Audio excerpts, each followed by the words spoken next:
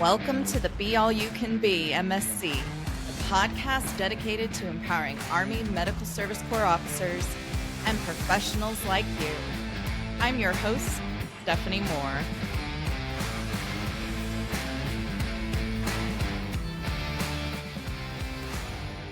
Welcome to the Be All You Can Be MSC podcast. I am privileged to introduce to you our 21st Chief of the U.S. Army Medical Service Corps, also the Commanding General of Medical Readiness Command Europe, and the Command Surgeon of U.S. Army Europe and Africa, and last but not least, the Director of the Defense Health Network Europe, Brigadier General Roger Giraud. Thank you, sir, for coming on today. Yeah, no, thanks. I appreciate it. It's awesome to be here. Well, sir, you have served an incredibly diverse set of roles, from platoon leader to CAV squadron to brigade commander, and now the 21st Chief of the Medical Service Corps.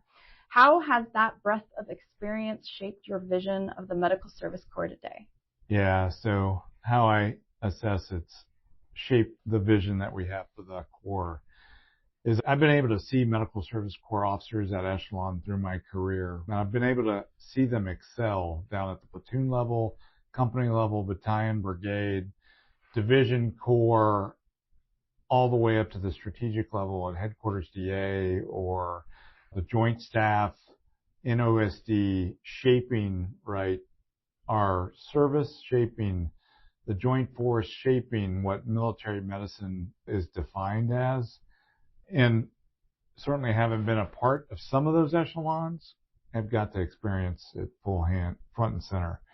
So I certainly am amazed at what our Corps delivers to the Army and the Joint Force, and thus we've got to ensure that we have people prepared to serve at each of those levels and excel like we've been doing for 108 years, really. It's interesting, sir, that you highlight really it's the people that are shaping that vision for you. And that's really great to hear because at the end of the day, the work doesn't get done but by the people. How do you see that vision steering us in the same direction? Yeah, so it is about the people. It's about two things, right? It's about enabling warfighting, right, and caring for our people. If we do both those things, we're focused on what we are for, right, so others may live, conserving the fighting strength, that's enabling warfighting. And then if we're taking care of our people, right, we are ensuring that they are developed to do whatever it is the nation calls them to do in their job and getting after so others may live, ensuring they have professional quality of life, right, and they can contribute at whatever level they're serving. I know we're going to dive here into a little bit. What are your strategic priorities for the Corps, and how are they aligning then with the Army's broader modernization efforts, and more importantly, the Chief of Staff of the Army? Yeah. So really three desired conditions, and to kind of sum them up based upon our Medical Service Corps strategy that we're about to publish across the Army and across our Corps, certainly in support of our Army and the Army Medical Department, is first we have to have phenomenal talent that our Army needs. We have to ensure that talent is recruited. The second piece, and really the most important, we'll describe it as the decisive operation, right, to get this done, is that phenomenal talent that our Army needs. And now that we've recruited, we are now developing. We develop our people. We invest in our people to ensure that they meet the needs of our Army and military medicine. And then lastly, that phenomenal talent that our Army needs is retained. We are retaining the best people to get after the mission set. And when you see our strategy published here in the annual report, it's three logical lines of effort. And it's simply called recruit, develop, the decisive op, and retain. That directly ties to the Chief of Staff of the Army's priorities of warfighting. In other words, delivering ready combat formations. It's people that are part of those formations that provide capabilities, right? Once they're developed, given the skill sets that will be applied to those capabilities. Continuous transformation, right? If we develop our people correctly, then we are evolving our Corps to meet the needs today and tomorrow of our Army medicine and military medicine. And then strengthening the profession, right? Which again, tied to the Chief Staff of the Army's priorities, develop that line of effort is the most important, right? The decisive op for us. In developing our people, we are going to strengthen our professions, as the Surgeon General lays out for us, because we serve the profession of arms, right, as soldiers, but we also serve the profession of medicine. So we're well nested with the Chief Staff of the Army's priorities, and certainly Army medicine priorities of combat-ready medical forces, sustaining health, culture of continuous transformation, and strengthen our professions. So, sir, I got the privilege of hearing you talk about this strategy map earlier today. One of the things that was interesting is you talked about looking how we actually do the accessions process for our 70 Bravo. Is there anything you could share a little bit more in depth about potential opportunities in the future?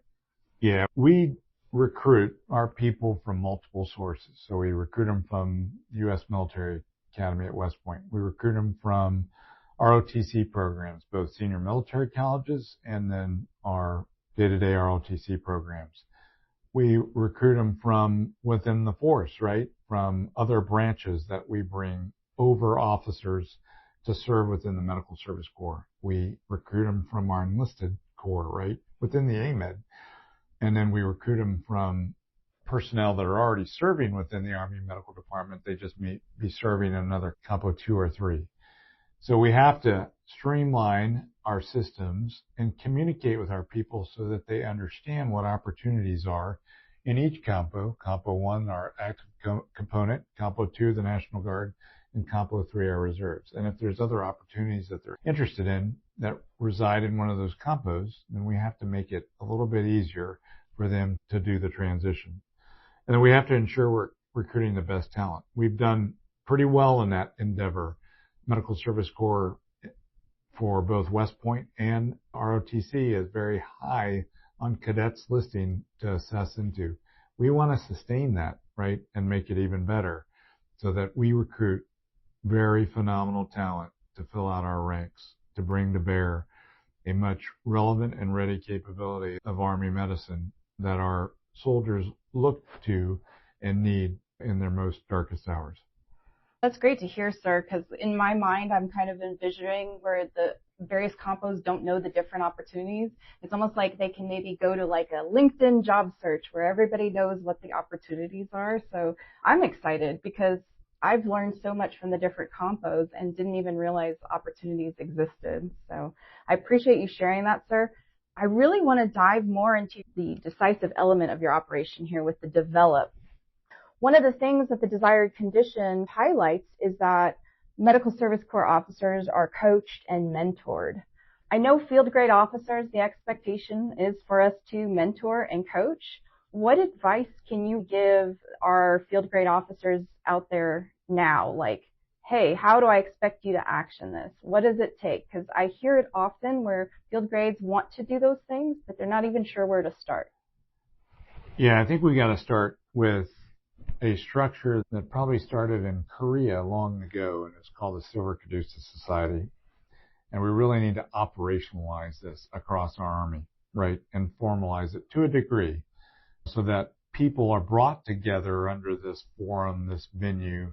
It doesn't have to be formal. It can be very informal, but it at least allows a venue and an event for MSCs at all ranks to participate at post-camp and installation and get a sense of belonging. So we don't have some lieutenant in a combined arms battalion out alone and afraid trying to figure out what it is they need to do to support that combined arms battalion, that they're not alone. And then it's understanding mentorship and coaching, right?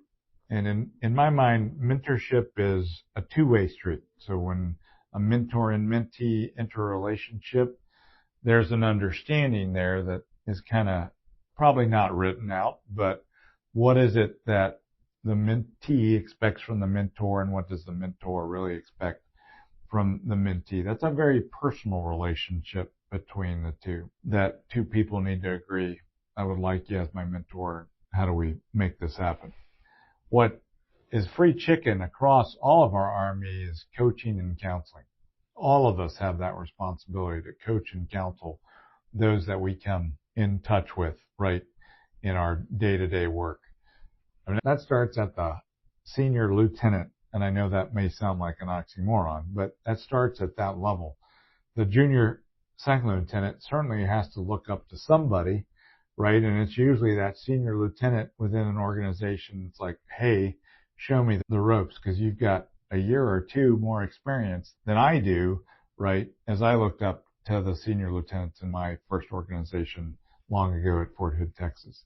Well, once you become that senior lieutenant, then you too need to coach, counsel, and or mentor, if appropriate, as appropriate, that junior. And then it just transcends throughout a person's career, right? And I believe that the Silver Caduceus Society, latching on to that, really an organization that represents our profession, right, represents our core within the Army Medical Department and the Army well. And then we can use that as a venue to reach out to our people and ensure that no one is left behind. I appreciate, sir, that you're highlighting the Silver Caduceus Society and that it doesn't have to be formal, because I remember as a lieutenant very well, it was you went to the Silver Caduceus Society and they had very formal meetings and they always wanted to have someone be the secretary for some reason. I think it's because they had to take all the notes. And now, having gone to a few actually here on JVSA, one of them was at a brew pub after hours where everyone could get some chicken fingers, stand around and talk about the Medical Service Corps and share a little bit about what they did, which is very different than when I was a lieutenant. So I appreciate your support of that more informal of the Silver Caduceus Society, because it is hard to, I think, ask questions of a senior leader if it's too formal. You know, sometimes the bureaucracy and the uniform gets in the way of actually getting to the heart of getting to know someone that you can professionally help them. So, well, we're human beings, right? And even our own Army describes social as one of the elements of comprehensive soldier fitness, right? So we have to, that social, let our hair down, if you will, let our guard down a little bit, ensuring that leaders and ensure that junior officers know that we're approachable, right? And that we want to have that conversation with them, because at the end of the day, our junior leaders somewhere out there probably listening to this podcast is the future chief of the Medical Service Corps 20, 30 years from now. They need to understand, right, what leaders of your rank or my rank or anywhere between have gone throughout their career, because they're going to face some of the same challenges and problem sets and do some of the same jobs. Well, hopefully they get through it easier than some of mine. So, sir, part of the developing line of effort, you do mention in this strategy map defining key developmental positions. I know oftentimes in my career, people have talked about KD, which you really hear on the ACC side. The AMED right now currently doesn't have that as a requirement. And for the listeners out there, key developmental assignments are required to be branch qualified. Typically, after you graduate ILE, you have to have that key developmental assignment or you're not considered branch qualified. That's a huge undertaking, sir. What do you see as the first step of that? We've just got to be honest with ourselves, to be quite blunt and frank. We've been doing this to a degree, especially in our administrative AOCs. Those normal apprentice jobs, if you, let's say, want to get selected for battalion command, then we're looking at people that have been battalion S3s, battalion XOs, battalion SPOs, whatever job, right, that are, again, are those apprentice level jobs to try to rise to the next level and do well in those positions. Well, let's just be honest with ourselves and lay out a career map, right, that actually identifies key and developmental jobs across our AOCs to say, hey, this is a model, right, to be successful. This is a guide. This is a pathway to success, whether you want to be a commander or a key staff officer or a key researcher or whatever it is in your AOC, that how we define success. We owe it to our people to define what success looks like across our AOCs. I appreciate that, sir, because I know for myself coming up through the ranks, it's almost like you get to a point, you get post-company command, and you're like, okay, now what? Now what's expected of me to be successful? How do I become the field grade officer? And there is that, it's almost like a void, I would say, is what it felt like. So I'm excited about that. Yeah, and we don't have to be rigid in our approach. Again, we've got 22 plus different AOCs and ASIs that we have to manage, and everybody's going to be a little bit different. So for a comptroller, that could be very different than a 70 hotel or a PAD officer or an audiologist. It just depends how they are defining what it is they want to do in their career. A leader in their AOC, a leader across the Army or Army medicine. This will help them shape kind of career decisions, because we have optometrists that are commanding MTFs today, right? We have an audiologist, XO to the Surgeon General for 3 years. So our AOCs are performing very well, but how much of that is by luck versus by, hey, we've kind of laid out a good pathway for you. We don't need to be so rigid in our approach, but we owe it to our people to define a pathway to success. Oh, I love that, sir. And I love the fact that it helps us really build the bench collectively as a core versus building the bench from an AOC focused perspective. Right. At the end of the day, we want the best player. We want the best leader in whatever endeavor, whether it's AOC specific or Army medicine in general. We want the best player, and we want to give people a fighting chance. Yes, sir. Anything else you want to highlight in your line of effort on developing before we move on to the third?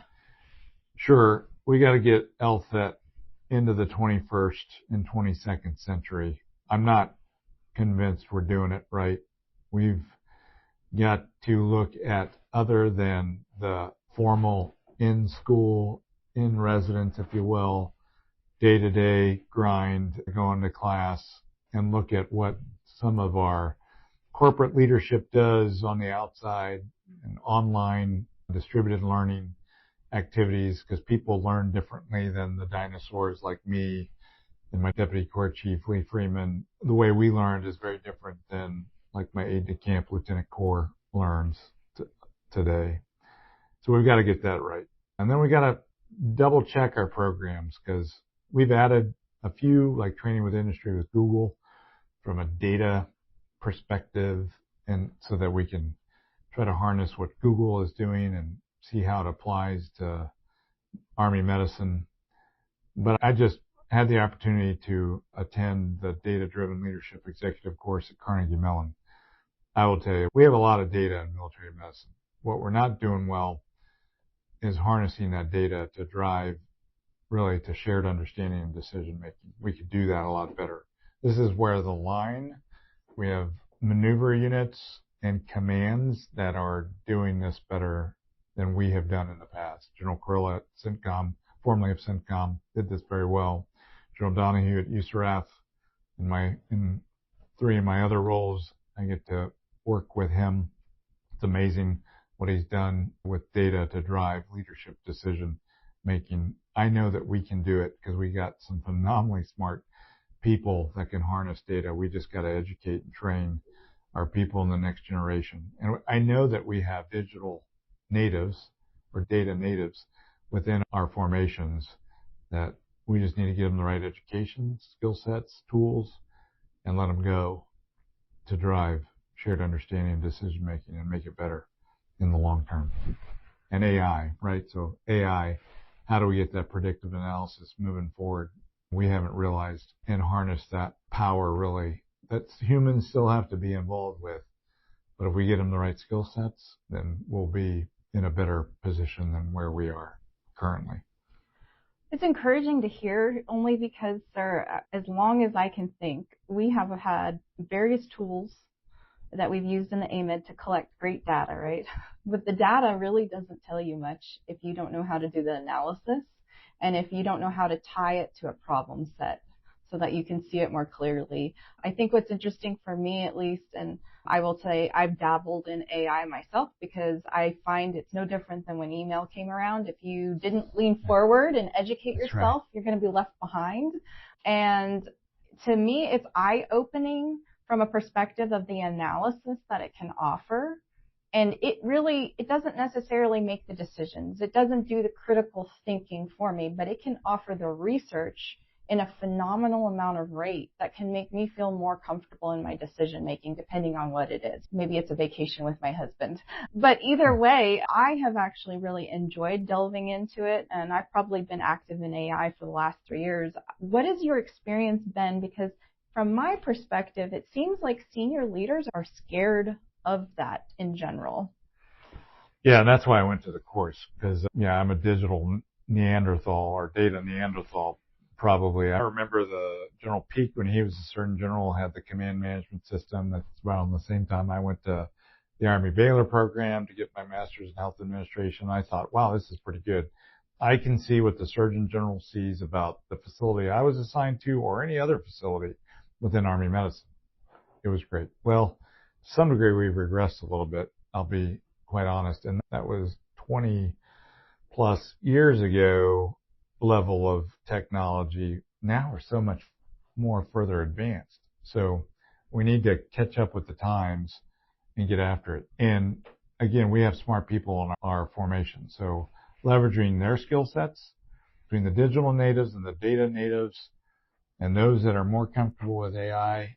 For an older person like me, who was given sage advice by a log general, Lieutenant General Mark Simley, the DLA director, who said, hey, you've got to get comfortable in this space. Recommend, if you have the opportunity, to take this course so you learn about it and then harness it. So I was like, okay, I will do that. I did it. And then now working for commanding officers like General Donahue and seeing others like General Kurilla harness the power of data, I know military medicine can do it, right? We've got the data.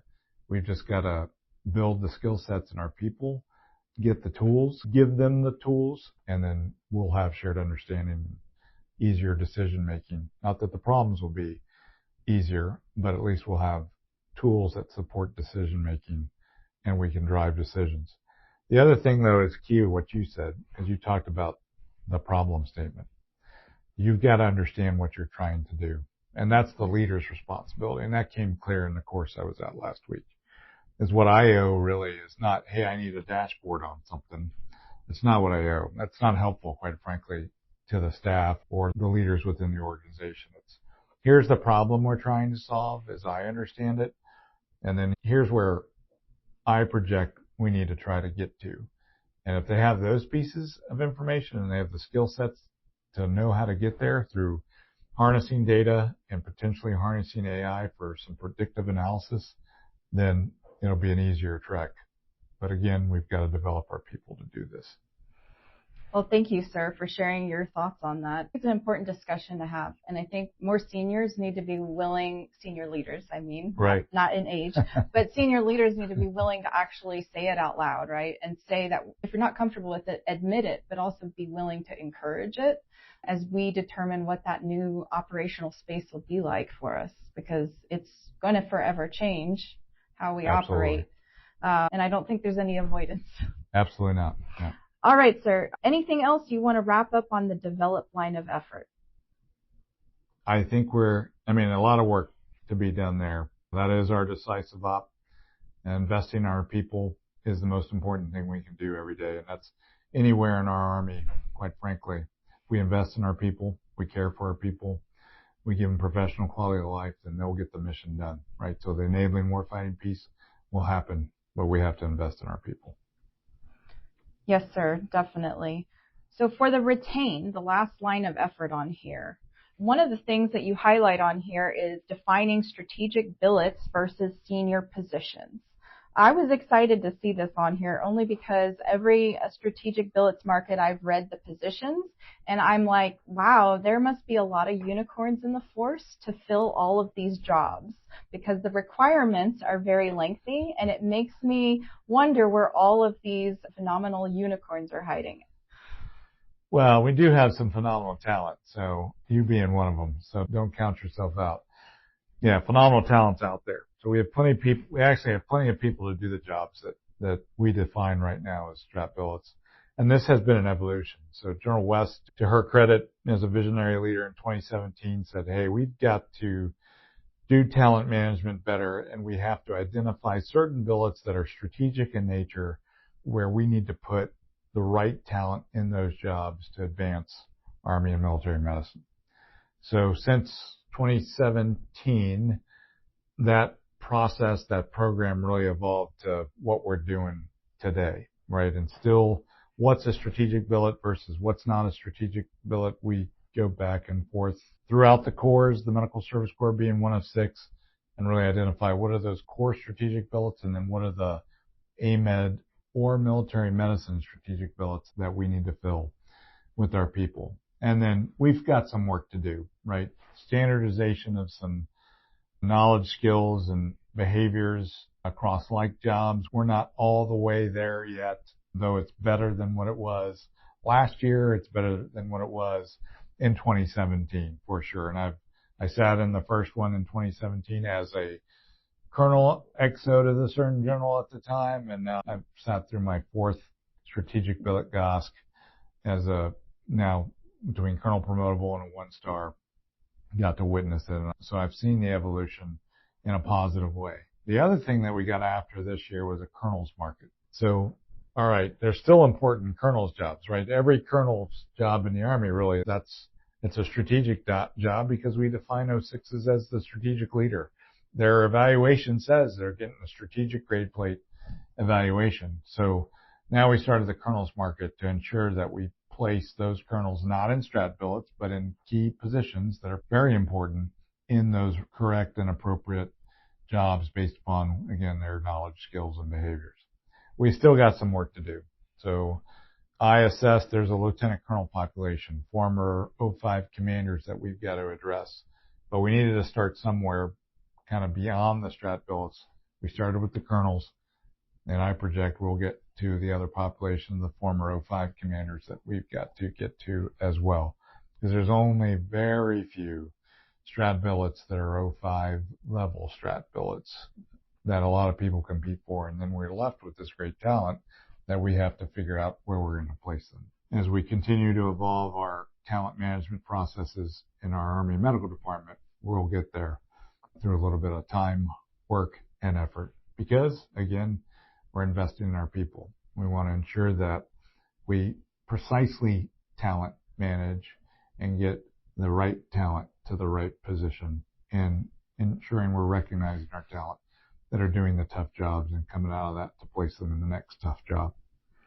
It's definitely reassuring, sir, to hear you talk about the GOSC's involvement and really that there's a lot of hands-on now management, where I know prior to 2017, there was probably a time where that wasn't necessarily the case. And that's really also encouraging to hear about the colonel's marketplace, because I, as a deputy consultant, have heard some frustrated colonels in the marketplace going, I don't have any colonel jobs to pick. What do you want me to do? So it's all really exciting, and it's nice to know that as you progress in your career, you're still going to be talent managed. It's not called, oh, you become a field grade, we check the block, no more talent management here. If anything, it sounds like there's a lot more heavy involvement on that talent management.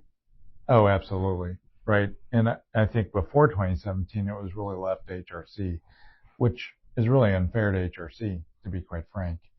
And probably the Corps chiefs a little bit. I wasn't a Corps chief back then, so I don't know. But again, we've got to ensure the right talent is in the right position, that we're developing those people through those positions along the way, broadening them so that we are preparing the next senior leaders, of tomorrow, right? Because they're the ones that are going to answer the mail when I'm long gone and sitting on the retiree rolls. Yes, sir. So one other thing that stood out in the retain was relooking potentially the O2M3 or finding a way to recognize talent earlier. Yeah, as you well know, it takes 15 years of contributions to the Army Medical Department. It used to be 10, now it's 15, so we made it more stringent for somebody to earn the O2M3. I did not get an O2M3 till I was a colonel and the chief of plans at OTSG and G35 MedCom.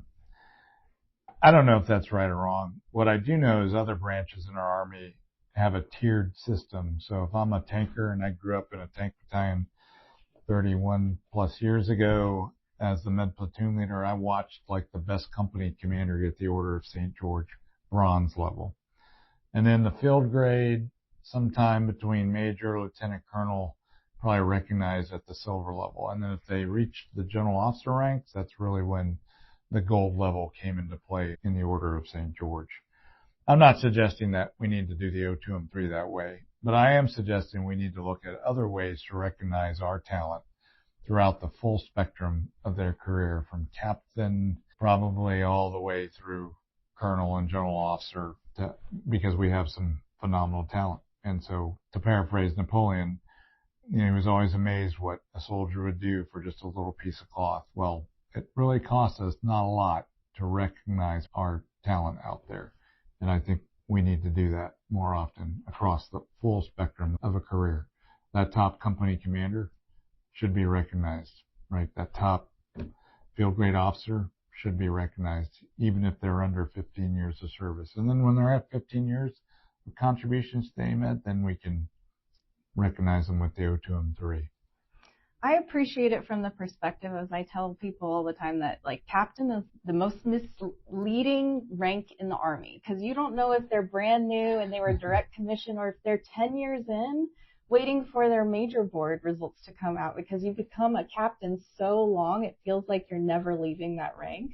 And so 10 years is a lot of time for those service members to be contributing. And so I think it's great. I was hoping you were going to say we were going to get our version of a spur ride, but I'll take the medal, sir. I wish. The cavalry might have a problem with that, though. So I don't want to press on them. So, sir, one other thing on the strategy map that you highlighted, and I really would like to make sure we share it with the audience, is on our Medical Service Corps mission. The statement at the end is to ensure that not only we conserve the fighting strength now and into the future so others may live. I'd never heard it articulated that way, and you actually gave a source for that. So could you tell us a little bit about that statement? Yeah. I mean, conserve the fighting strength, certainly that was on when the Army went to the regimental system. The AMED regiment put that right on the crest and would tout that, and that was around 1987. But even longer than that, if you look at Medical Service Corps history, and specifically if you haven't read or skimmed or scanned the history of the Medical Service Corps by Colonel Retired Jen, what the theme that comes out is so others may live, right? Which directly ties to conserving the fighting strength. So others may live. So we've latched on to that as the core motto, and we'll press forward because that really exemplifies what we are for. We are there to do across our 5 kind of functional areas. All that we do orients on those that are reliant upon our support as what I call an ING entity. We're not ED. We're supporting, not supported. And we support all the people and their organizations, units, etc., so others may live. Right? At the end of the day, it's so others may live. Well, thank you for sharing that, sir. And I will make sure to link the book in the episode description. Sir, before we go on to change directions here a little bit, anything you would like to add about the Medical Service Corps strategy map that's getting ready to come out? Yes, it's our strategy. It's not my strategy. It's not Colonel Freeman's strategy or the Colonel Story, the Corps specific branch proponents, the officer strategy, or the consultant strategy.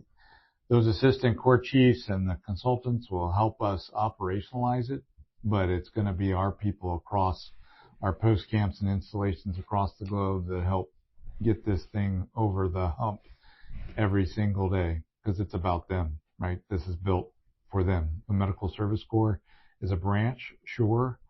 It's one of the 6 AMED corps, but it's a group of people, right, trying to do what they do so others may live. And we will need their assistance in getting this done. And we need feedback from the field, right? I need feedback from the field.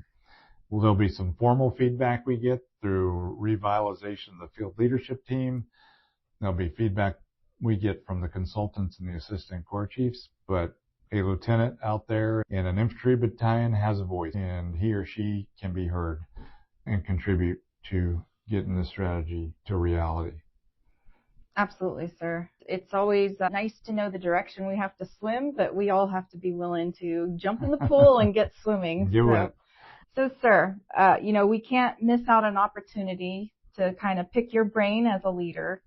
So I'm going to pose a question. Looking back, who were leaders that influenced you most in your career, and what did they teach you about leading in the Army? Yeah, this is the best thing about the Army, right? Because it's a people business, or the military in general, because it's a people business.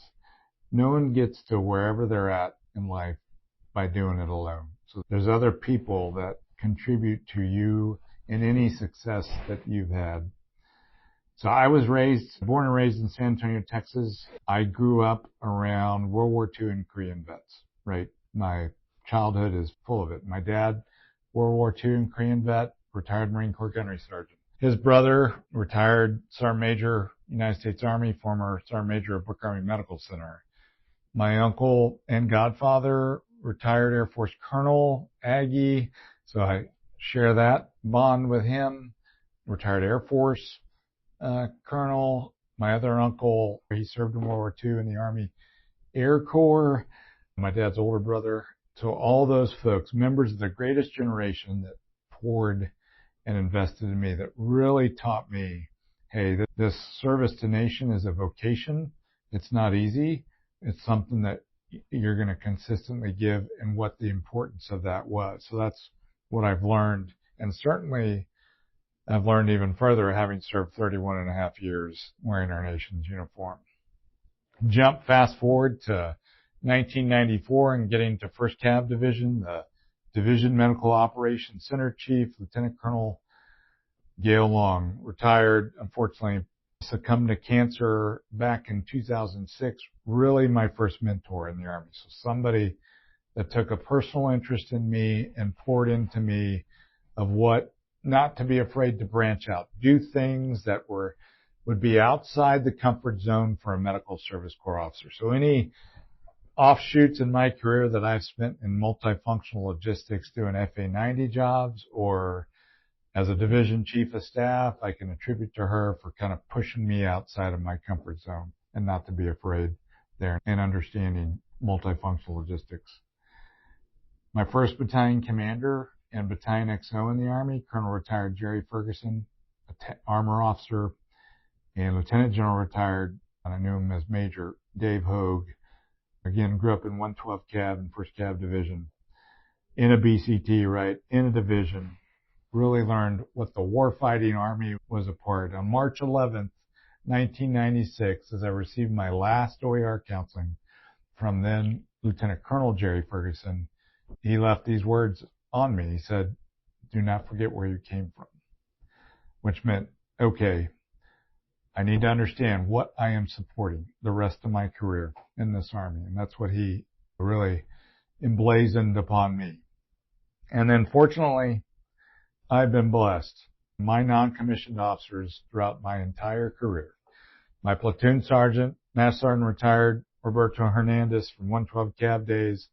My first sergeant, Command Sergeant Major, retired Marshal Huffman from my company command days in Germany. My command sergeant's major, Wendy Robinson, Jay Garza at the battalion level, Patrick Thomas, Jimmy LaFrada, who just took over CASCOM last week, I think, Robert Jackson, Joel Moran, Command Sergeant Major Rob Gonzalez, my former MRC Command Sergeant Major, that's now the Medical Center Excellence Sergeant Major, and my current CSM and battle buddy, Kalani Khalili, really have driven lessons into me even till today of what good order and discipline, standards, accountability look like and the importance to a military formation.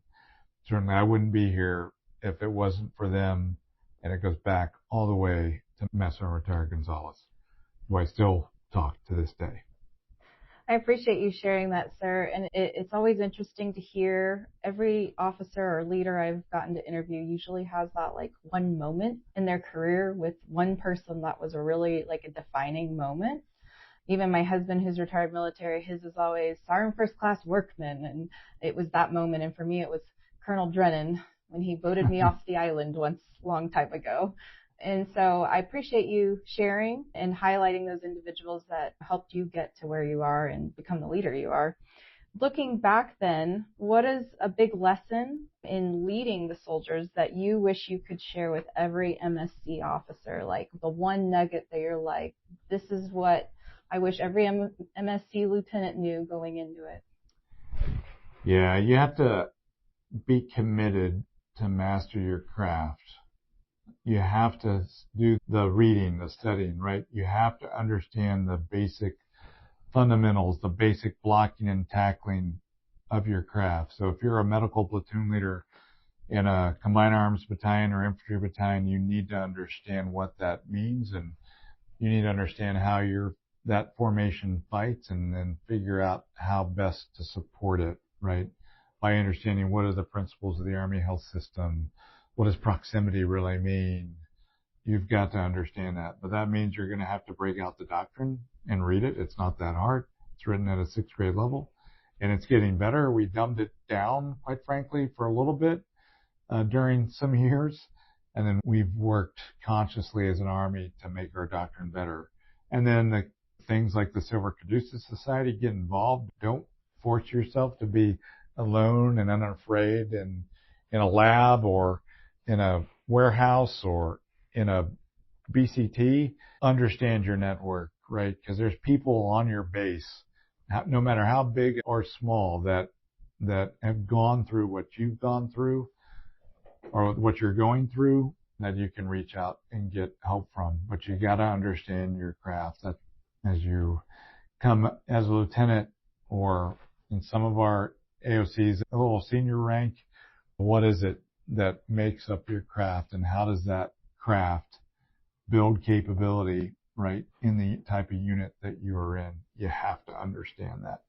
And then if you do that, you'll be seen by your leadership as wanting to be relevant, wanting to be ready, and wanting to provide the skill sets and capabilities that are needed, that you're supposed to provide to that organization. And it ties directly into your ING, sir. That's right. We are supporting, and I love the ING. I've never actually heard it stated that way, so I appreciate that.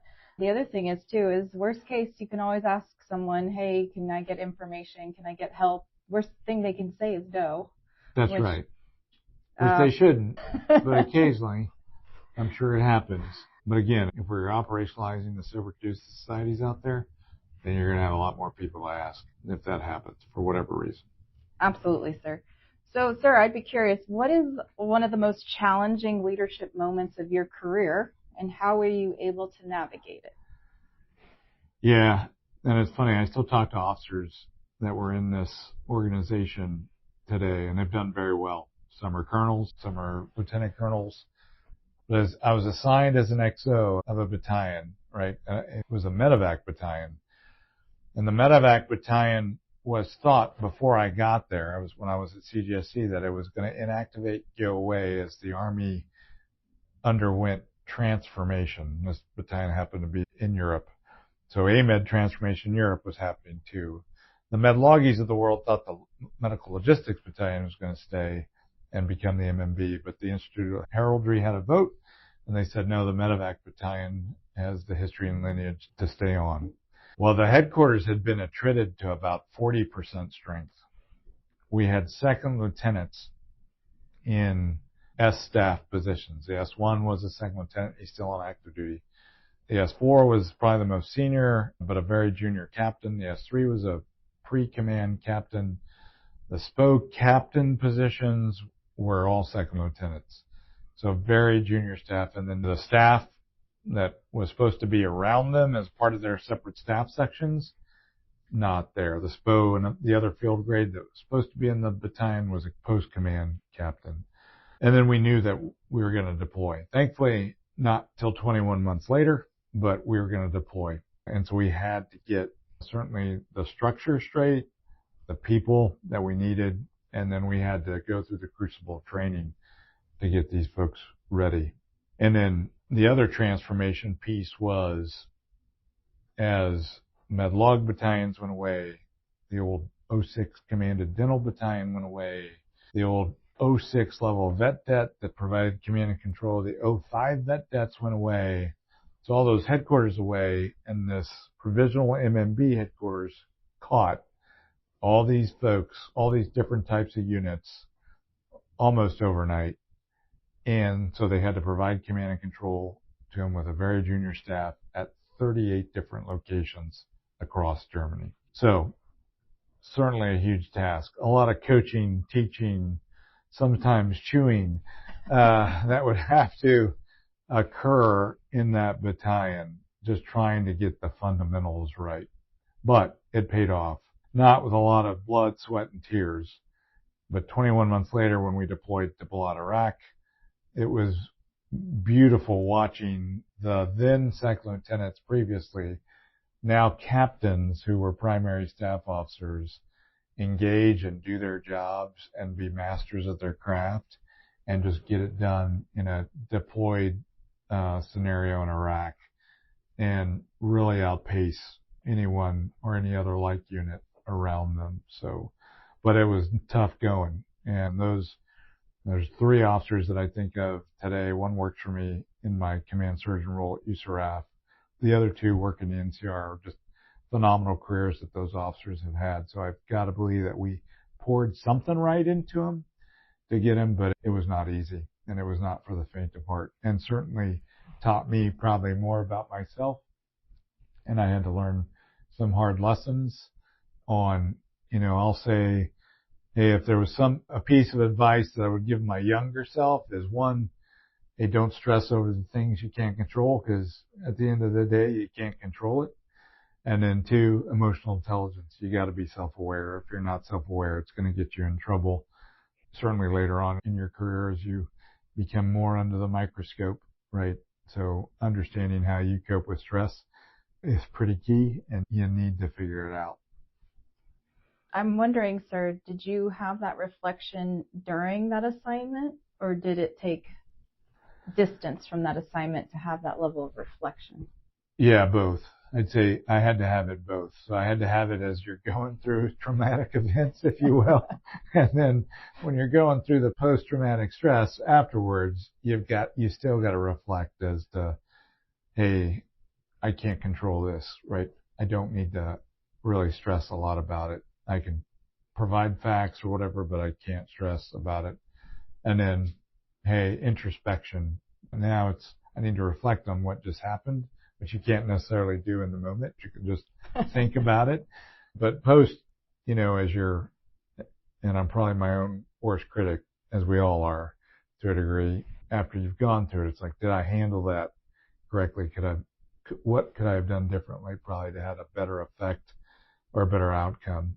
Or at the end of the day, as leaders, is how are we inspiring people, right, to really get after how do we enable warfighting?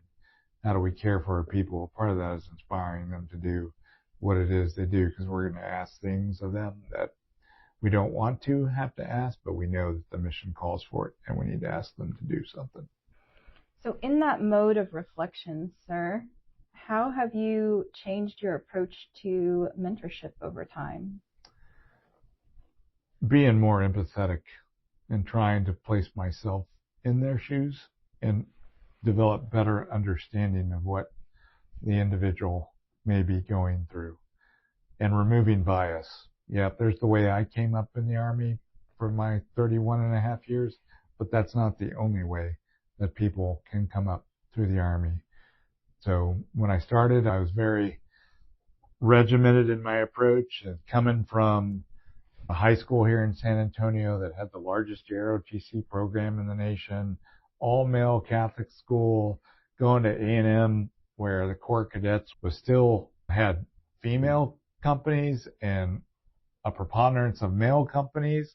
And so that shapes you to a degree. And so I had to change my approach in things where it's like, one's pathway to success does not equal the other's pathway to success. And then just seeing what, regardless branch or anything, what people can deliver. What matters most is a gray matter between the ears, right, with the patrol cap carrier and the internal brain housing group that's there, and what they're able to contribute to the mission, enabling warfighting and caring for people. And that's what matters most, and that's why we have to develop it, right? Because we'll get much more out of people if we invest in them, develop them, expose them to new ways of thinking, right? Not teaching them what to think, teaching them how to think, whether it's creative thinking or critical thinking, just ensuring that those skill sets are there. So I sense when you're talking about this, sir, that you appreciate the Army and where it's now, the difference and how we've progressed as a culture. Oh, absolutely. I mean, we're much stronger today, I would say. I mean, I came on the active Army post-Desert Storm. I had a lot of Desert Storm veterans. I had one Vietnam veteran in my battalion, the first battalion I was in. So we've absolutely evolved and certainly been through a few wars between now and that time and learned a lot of hard lessons. And then where we're headed in our Army now and the current Army leadership and General Giraud is a certain general, her laser focus on combat ready care and nesting with the Army's priorities. We are leaps and bounds. We still got a long way to go, right? The threats that are out there today that our officers in the Medical Service Corps have to be prepared for. It's not anything that I faced in 31 and a half years. GWAT did not pose these problem sets to us, where certainly with current conflicts going on today, as we learn from them and try to apply those lessons to be more ready to provide that global deterrence that medical is certainly a part of. And how do we lead that as Medical Service Corps officers? Yeah, we've got to be laser focused in that space. Because again, it's all about so others may live. We cannot forget that, right? We cannot forget that people are depending upon us. We provide that, we are that symbol of strength that allows the maneuver folks to do what they do. They know that they'll be taken care of if they're wounded. And if they're wounded, ill or injured, and they come into our facilities, whether it's Role 1 or the big shiny Brooke Army Medical Center Role 4, we remain that symbol of hope for that wounded, ill, or injured person that comes through our tent flap or doors or underground facility.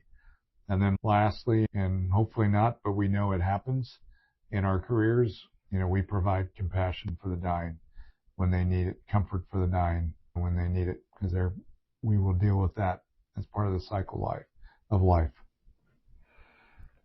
So, sir, I know we talked a little bit about what you would give advice for every MSC, mastering their craft, the doctrine, getting involved with the Silver Caduceus Society.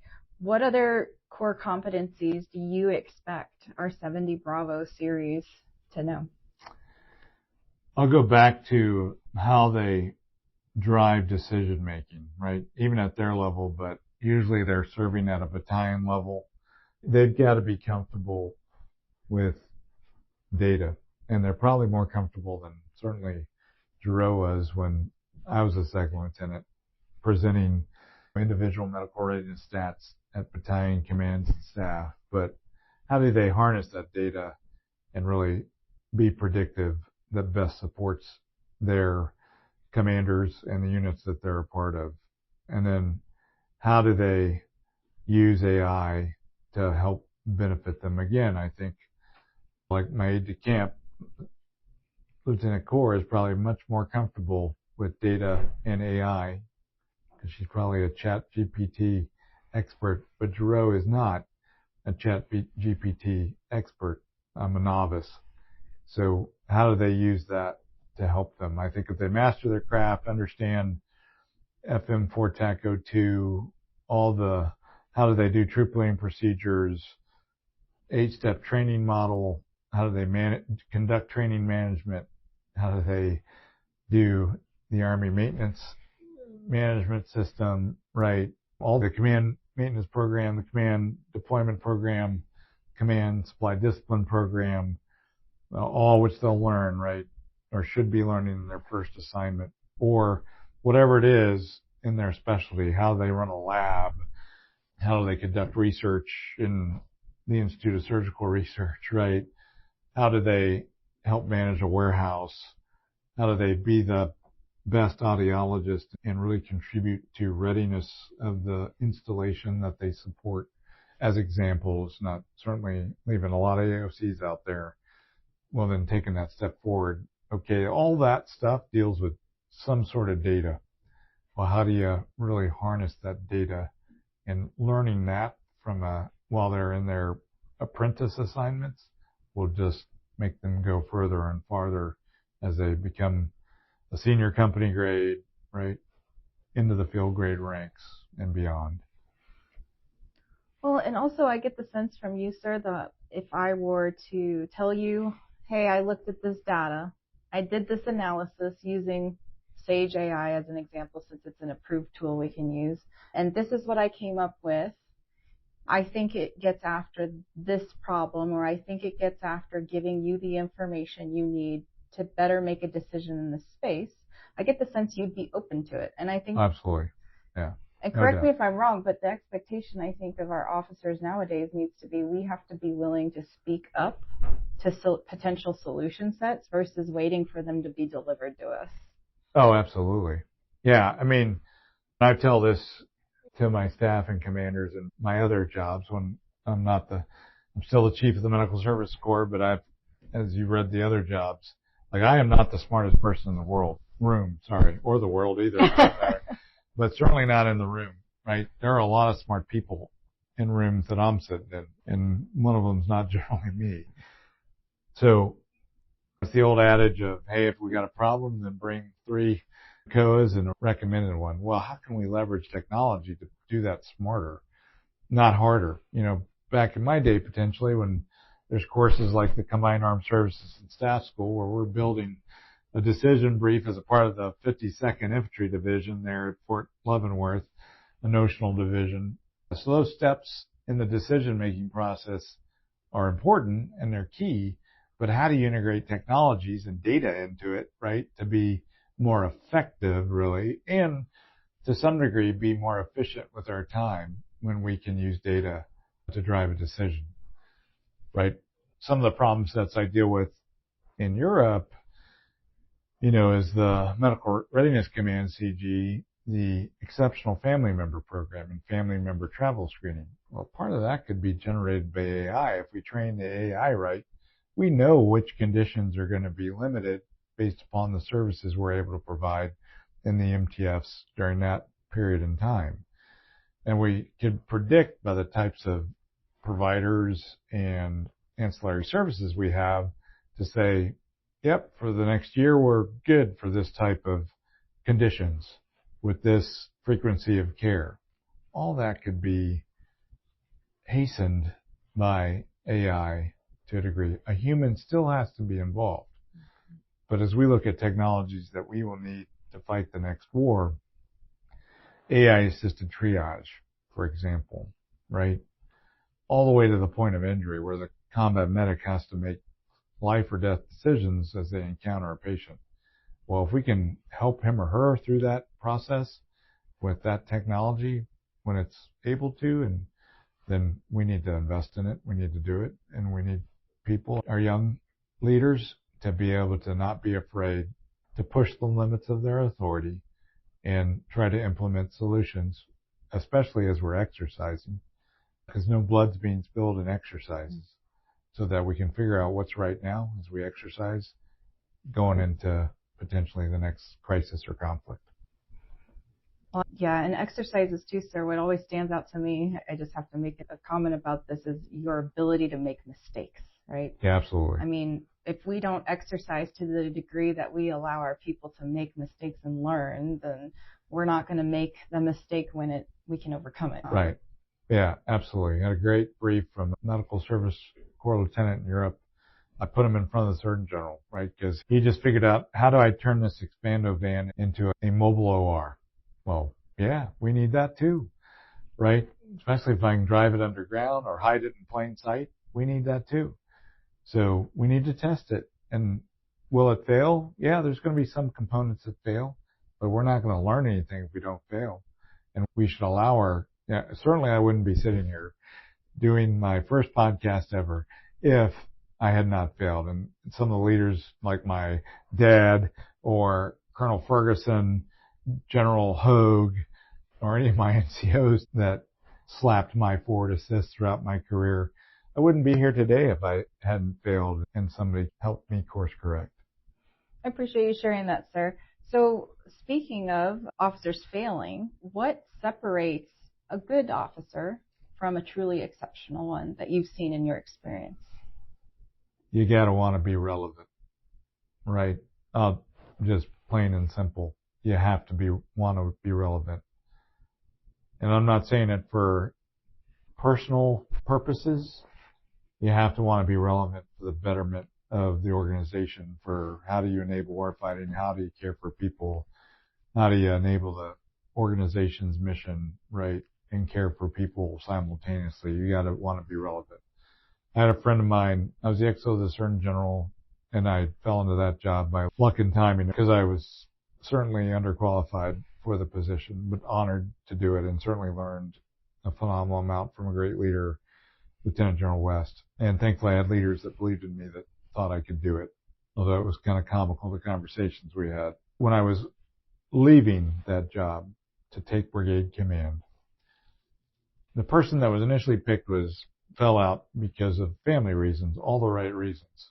And then another person was in mind. Now, the other person was not being picked up for the 2nd 06 Command, which usually means in order to be competitive, to go potentially advance to the general officer ranks, you really there's nothing codified, but you really need to go through the 2nd 06 Command to be competitive. So I had to ask my friend, being the XO, the Surgeon General job, and I respect the leaders that have been in that job that I've known or haven't known, because that is no soft job. It takes a heart of a lion, the constitution of a very stalwart person. It requires morals and ethics, a good moral compass to do that job. It's a beast. When you're the XO to that position, you get to watch that person going through that beast of a job. And you certainly become empathetic for the person. So I'd ask the person that was being considered, knowing that, hey, this could be his last job, probably not going to get picked up for a second command. Why do you want to do this job? And he simply said, I want to be relevant. And that was the perfect answer anybody could ask for. He understood what military medicine's contribution to warfighting was, because he quite frankly lived it. And he had certainly a huge devotion to caring for people. One of those being the leader and understanding the formidable task that he was going to endure as the XO to that leader. I was like, perfect answer. So I really think you have to care enough to be able to want to be relevant and keep serving, regardless of whatever rank. If you're a second lieutenant assigned to 212 infantry, or you're a brigadier general with an MRC command job, or a 2-star assigned as one of the theater medical command commanding generals, you got to want to be relevant, your organization to be relevant, and you being relevant to contributing to how we enable warfighting and care for our people. Thank you, sir. I appreciate the insight and you breaking it down in that manner. So we talked a little bit about talent management evolving and our strategy for the medical service, but what should officers do to try to remain competitive for promotion that maybe we didn't cover? Yeah, I think there's some stuff, right, that we need to do, the leadership. Again, we talked about some of that, identifying key and developmental jobs, identifying broadening opportunities, and then really ensuring that our people know what those are. So what is the KD for a 67 Echo, or a 71 Foxtrot, or a 70 Hotel, or Kilo, whatever. And then it's encouraging them to get out and seek the tough jobs. Right? Not be a member of, one of my former bosses used to call it the get along gang, right? Because that's not being relevant, right? If you're just getting along, it's, hey, seek the tough jobs, and then ensure that they too are advocating for themselves to be prepared to get the skill sets, but us, right, the leaders offering them opportunities to get the skill sets, the training, the education to be able to do those jobs along that career model, both whether it's key and developmental or if it's broadening. So, sir, when you talk about advocating for yourself, can you give me an example of what you would expect from a company grade to advocate for themselves? Yeah, they're speaking to their career manager. They're not afraid to call their consultant to seek advice. Quite frankly, if you're a good consultant, which we have great consultants, so I'm not afraid of this one, but the best part of your job is not preparing to brief the Corps Chief. That is not the best part of your job. The best part of your job is that coaching and counseling and mentorship that you're able to provide officers in your AOC, whether it's officers or warrant officers. That's the best part of your job. So the consultants are certainly hankering for those opportunities, even as busy as our consultants are with their full-time day jobs. So don't be afraid to call your consultant, and ensuring that HRC knows you. I know sometimes that could be viewed as a bad thing. Like if they know you, then they'll. But we've got some great leadership within the Medical Service Corps branch up at HRC, and certainly within the Health Services Division that are committed to our officers. And with AIM, they get a lot more voice than what Lieutenant Giraud had in the day as to where I was going some years ago. And then, yeah, you just can't be afraid. You can't be a wallflower. You've got to leverage, again, people at HRC, your consultant, but people on that base too. I mean, we've got some large bases out there where people could do a lot of jobs at a Fort Hood or a Fort Bragg. You could bounce from Med Brigade to Division to MTF. So you can get a full experience of military medicine in one assignment per se to help you develop and progress your career. But you got to advocate for yourself. I mean, the old adage, and it's still true to this day, the best career manager is you, because you know you the best.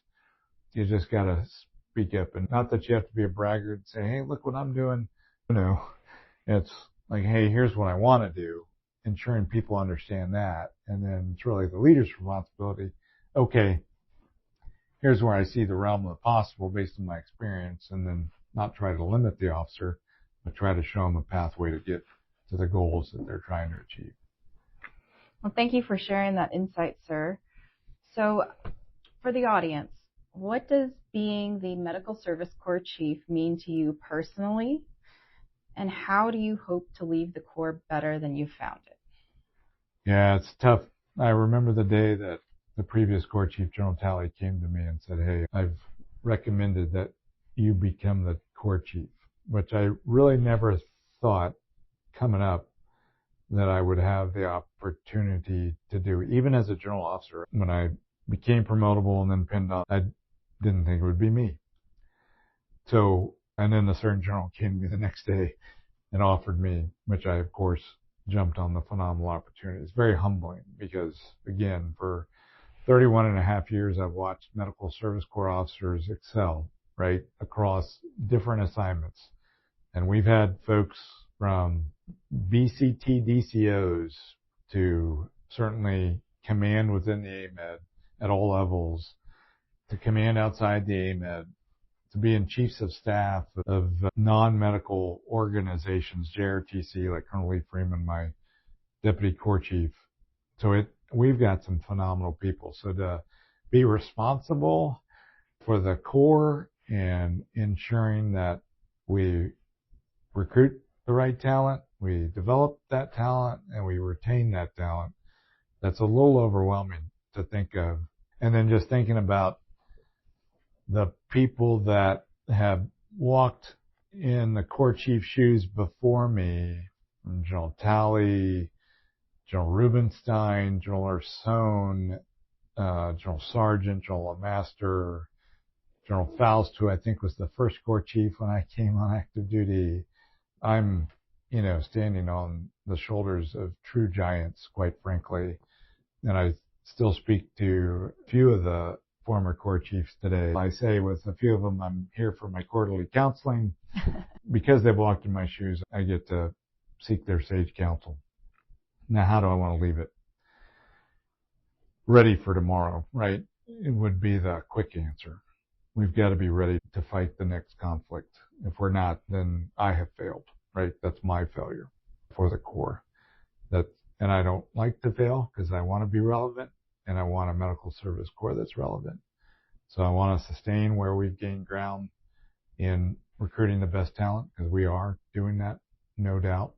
How do we codify that? in our systems and processes?